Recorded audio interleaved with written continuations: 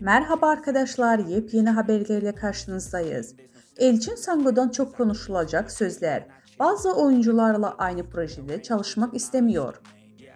Aşk kaç beder giyer, öyle bir geçer zaman ki Kurt Seyit, Şura, Sevda Alabora dizilerinden sonra Barış Arduç ile oynadığı Kiralık Aşk'ta oyuncunun meslek hayatında adeten bir dönemçi oldu.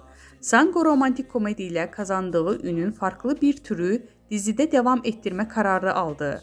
Blue TV'de çekilen Türkiye'nin ilk vampir dizisinde Yaşamayanlar'da Kerem Bürsin, Birkan Sokul'un ile başrollerinde oynadı. Bu dizinin ardından ise yeniden ekranlara dönen ve Kıvanç Tatlıtuğ ile birlikte oynadığı Çarpışma dizisinde oynadı. Hayranları onu yine bir romantik komedide görmek isteyince bu kez İyi Günde Kötü Günde isimli Star TV'nin dizisinde oynadığı ama beklenen ilgi görmediği ve 6. bölümden sonra yayından kaldırıldı.